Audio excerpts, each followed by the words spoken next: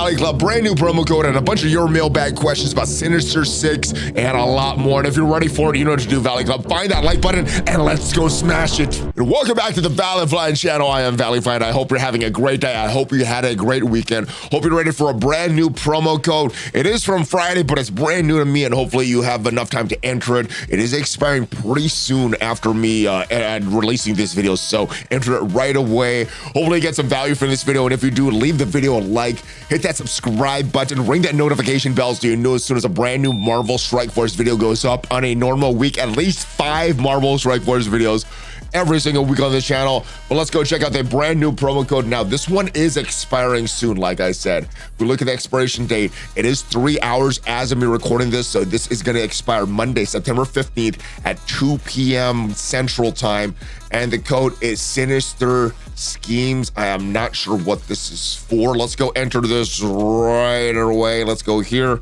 Sinister Schemes, and it is for, it is for some power cores and some supply credits. So make sure you enter this, all good stuff. 150 power cores, 25,000 supply credits. So good stuff there. Could get a bunch of different things with that. But let's go ahead and answer your mailbag questions of the week. Big shout out to each and every one of you that left your question for this mailbag video. And if you want to leave a question for a future mailbag video, make sure you join the Discord. The link is down below. Go to the mailbag question channel, ask your question there. And the first question of the week is, hey, what's up, Valley? Hope all is good with you. Same to you, my brother. I hope all is good with you and your family. I'm going to try to explain this the best way as I can, so bear with me. Currently at the last few nodes for both Odin and Mephisto. I need 5 mythic for the last part of Mephisto raids. Currently have Ultimus, Super Skrull, and Apocalypse ready to go. Doesn't make sense to wait for Odin first so I can bring him in, and then maybe Dormammu and Doom as my 5th. Resource-wise, doesn't it make sense since I want to level up Odin anyways? And I think it does. I think you're on the right track there. This is what I did for Dark Dimension 7, getting that Mephisto. Obviously, this was a long time ago. Kestrel did have value, but if I was doing this again, I probably would do this in reverse order like you are wanting to do this. So probably wouldn't bring up Doom. Doom is kind of expensive. Dormammu's pretty expensive too. I would bring up Odin. And since Dormammu takes mythic and tech, and Dormammu just takes, or Doom just takes mythic and tech, Dormammu takes just mythic, I would go with whatever character you get first. Both of them have very diminished value, have very niche value. Certain situations, each of them are going to have value, but both of them, because they have the pre-Ares stats, aren't that good. But I would go Apocalypse, Super Skrull, Odin confidently.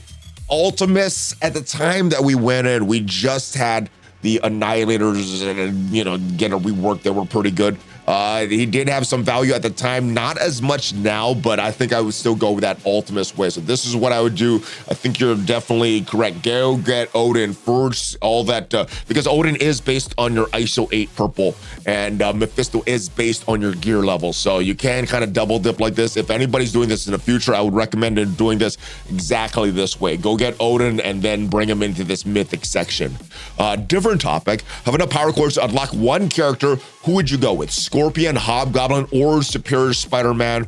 Or is it not worth the core, saving it for a future release? So it depends what you want to do. If you're looking at the Superior 6 in the game right now, or the Insidious 6, not the Superior 6, if you look at the Insidious 6 now in the game, I think the main place that you're going to benefit you, obviously, is the raids. But because of the way we have the Annihilation raids, the normal, and then not having an Ultimus version of it, I think you could kind of hold off on them. Where you would get the benefit from them is certain events that require them at certain star levels, taking them to Blitz or Arena. That is why you would upgrade any of these characters. Now, if we just look at their release order, it was Scorpion first, then Hobgoblin. The last is going to be Superior Spider-Man. And typically, if you're coring one character, it would be the last one, because assuming we would have some events for Scorpion, have some events for Hobgoblin, get some free shards for them. And then the thinking is, hopefully by the time that we have Superior Spider-Man roll around, that's going to be the last events, getting these shards for free. You should have the first 2 unlocked and spending on the last one. That's normally the thinking there. But again, the main reason you're going to upgrade these characters right away is for certain events. So I would look at the events that we have in the game right now, because currently the null event does give you benefit for having Scorpion at certain levels. So that's probably where you're gonna get the most benefit. Typically it was based on the raids, but like I said, because of the Annihilation raids having no Ultimus version, you can kind of hold off and not really miss out on too many rewards as you would in the past if you didn't have the latest raid team. All right, back to the questions though. How's it going, Valley? It is going pretty good. I hope you had a great weekend as well. Now that Battleworld season is changing, Astro is getting phased out. Do you have any idea who the new Battleworld team is? Also, who do you think will replace Night Stalkers in the Mythic section? All right, so as far as who is going to be replacing them, I have no idea. Many of you have heard in the past that in the last trip that we went to LA, Ryan Jacobson mentioned a bunch of different teams, some of which already are out. And I'll mention those teams because they weren't out at the time.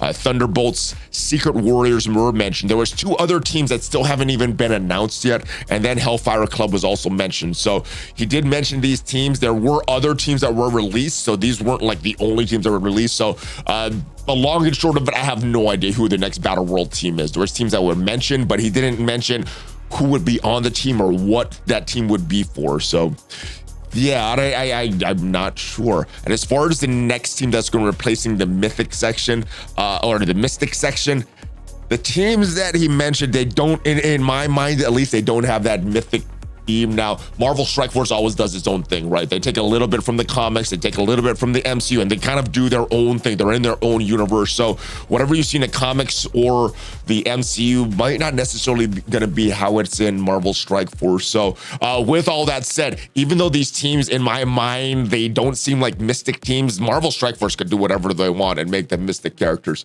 But let's go into the game and look at who might be replacing the Night Stalkers. The Night Stalkers are an older team. They're a raid team. These are the raid teams that we have in the game right now. And if we look at the Night Stalkers, and this is not based on anything that was said, just based on some of the rumors that I see on X, but we got the Night Stalkers around Halloween. Halloween is coming up. I'm guessing we're getting another team. One thing we did vote for was Man-Thing. It was either Werewolf by Night or Man-Thing. There's been rumors of Werewolf by Night coming back. We did have Phantom Rider come back. He did lose a vote previously. And what the devs did say is, while if a character loses a vote, they're not going to be on that team that we're voting for. But that doesn't necessarily they're going to mean that they're never coming to Marvel Strike Force. Phantom Rider is a perfect example of that. So my guess, I don't know what team it's gonna be, but probably something with Werewolf by Night would be my guess. I'm still thinking that the vote between Man-Thing and Werewolf by Night was so close. I still think they want to bring him in the game. So I would think that would be around Halloween. And if it's Halloween, I would guess it's around Mystic. So that would be my guess. Some theme around Werewolf by Night. But let me know your guesses down in the comments, Valley Club. Next question, is Apocalypse 2 7 stars worth it? Have a 6 gold, 4 red Apocalypse. Can't get a 7 gold because I need to spec Weaver to 17. I have her at 6 blue, 16 blue, ISO 5. Don't know if sinking all that Mystic gear into a character who's mostly on defense for Crucible has very few uses in war, especially since Weaver and MCU Invisible Woman share the same unique. Yeah, so oh man, is it worth, so I guess this question to me is it worth building up Invisible Woman or is it worth building up Apocalypse? And the reason I say that is because Weaver's a good character. I'm not sure what her use is in the game right now, that passive that she does where she removes the accuracy from characters when she's charged up. That still is a thing in Cosmic Crucible. It is mostly for defense. Invisible Woman, building her up would help you on offense, but I also think building up Apocalypse would help you on offense. Now, what you're mainly building them for is that passive, so you may not need to have them at 7 stars, especially because even my Apocalypse at 7 stars just kind of dies. It is nice when he survives to have that ultimate go off. So I would say I'll bring up your Weaver eventually. Now, because it's bringing Weaver up to gear tier 17, a lot of that older gear can be bought with your supply credits, and a lot of the newest stuff with your chapter credits. I think Intel Antimatter right now That's going to be the latest stuff. So you can go back and build a Weaver in the background and not really have to use too much for Invisible Woman. I would try to take, I'm not sure what level you are, but I would try to take her as high as you can. If you could put some Crimson Gear on MCU Invisible Woman, do that. Eventually just build up Weaver so you can get Apocalypse 7-star. I think that is worth it. I do use him kind of in arena, like I said, just for the passive, but he still does have some value in Crucible and War. If it's worth building for that, I think you go back and build that, especially because it's older gear. So yeah, I think you'd go do it, but it shouldn't be like a huge priority for you. It should be something you're doing in the background, especially because it's older gear. All right. Hey, I'd like to ask, are they planning to change Scourge events required teams? Don't think it's worth investing. Something I'll never use again. Thanks, have a nice day. I hope so. That is something that they should have done a while ago. What makes me kind of hopeful that they will be updating things for previous events is what they said about the Blaster event that's coming up. They said future runs of the Evasion event for Blaster will swap out missions for newer ones. So keep your eye on blog for future details. So it looks like they're going to do that with future content, at least the way I'm reading this Blaster blog. So that makes me hopeful that they're going to go back to older content like that Apocalypse Saga, like a lot of their legendary missions, and update the content so it doesn't feel as bad building up older characters that have no use. And we actually can build up characters that have or newer and mid-game players that are going back to that older content. They can actually build up characters that have some use and not just to unlock that character. So I'm hopeful that they will continue to do things like that. Hey, Valley, do you remember the Mega Gold orbs? They were nice. Any chance we get those back in the economy? Also, do you think they will ever have a Mega Training Orb? I think they should. I don't know if they have a chance to go around and build new orbs, but I think they should have that. I don't think I've ever gotten a good jackpot in those Mega Gold orbs. I think a lot of times I saved those. I'm like, oh, this could be 100 million. Now it usually is like less than 1 million or something like that. But having that chance in my mind, I usually just save those. But once in a while I'll open it, and every time I'm disappointed. Let me know in the comments. Have you ever gotten anything good from a Mega Gold orb? And I hope they will add a Mega Training Orb. All right, which member of the Insidious Six is worth spending cores to get above 3 stars? Again, like the previous question, I think that's going to depend on the events that's going to require the Insidious Six. And then normally with the Insidious Six, these newer teams, it's about going and it's about which one's going to get you the most for the events. I think eventually you'll get all these characters and just through grinding, just through the release events that they have. Maybe you get lucky in the past 2 orb or something like that. But as far as which one to get above, normally it's the last one, which in this case would be the Superior Spider-Man, for the reasons that I stated previously, just because you probably will have shards for these through events.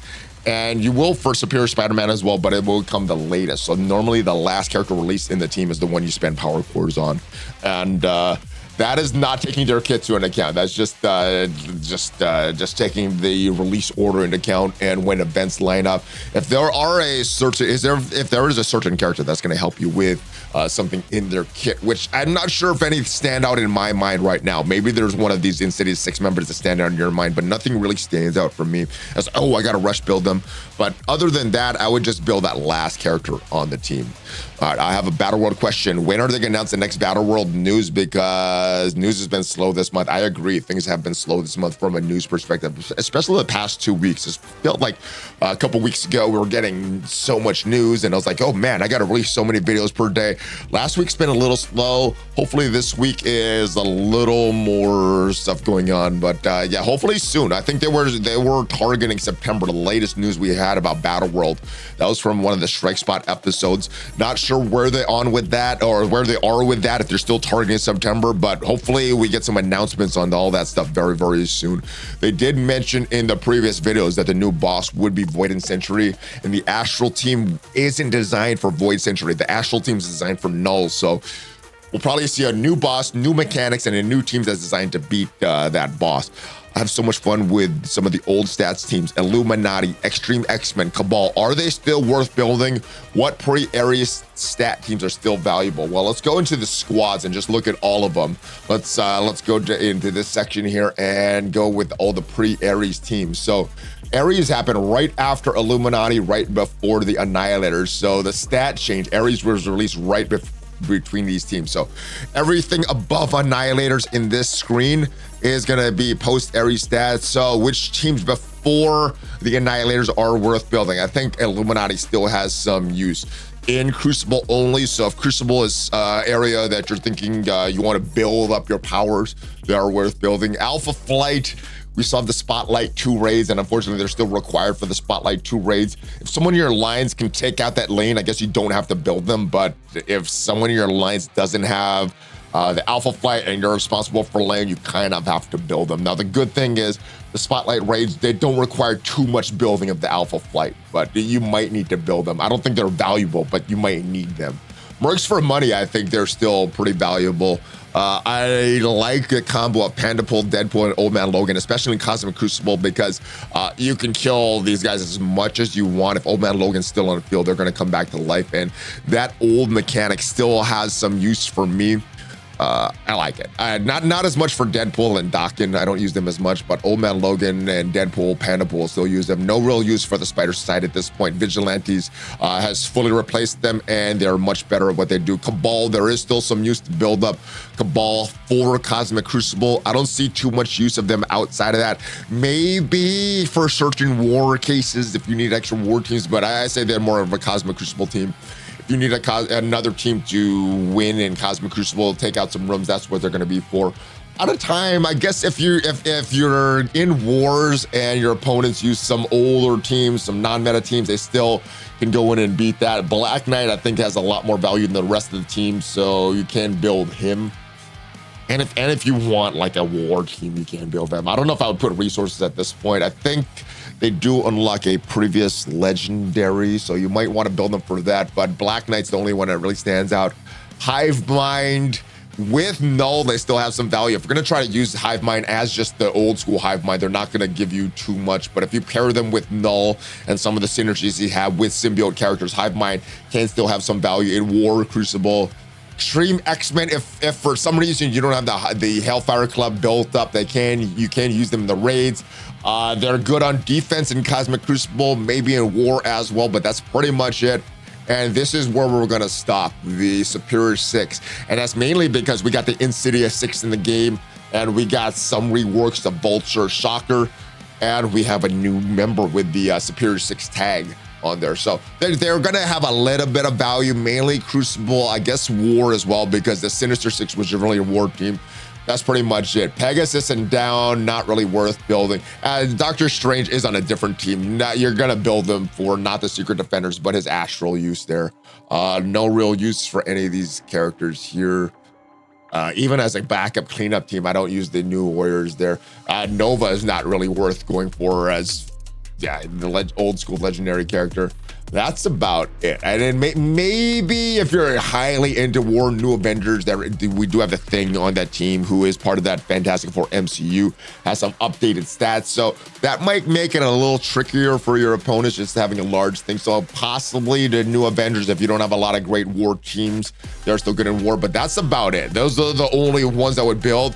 I wouldn't say any of those are required at this point. It is based on your enjoyment of certain game modes in the game, but that's as far as what I would build for the old stats teams. Hopefully you enjoy the code. Make sure you claim it right away, guys. Apologies that I did not see that earlier, but yeah, get that code, claim it right away. Hopefully you enjoy those power cores and that supplies section. Hopefully you got some value from the questions that I answered. And if you want to leave a question from one of these future mailbag videos, join the Discord. If you did get some value from the video today, hit that like button, hit the subscribe button, check out some of the other videos on the channel. And if you want to see the 10 best teams in Marvel Strike Force, check out the video up there. I'll see you guys next time. Hulk fist bump, ValleyFlyin out. Take care, guys.